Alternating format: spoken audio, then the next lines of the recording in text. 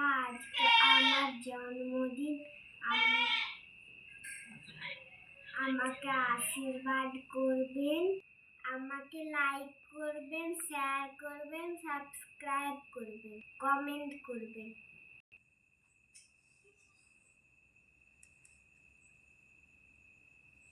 Gracias.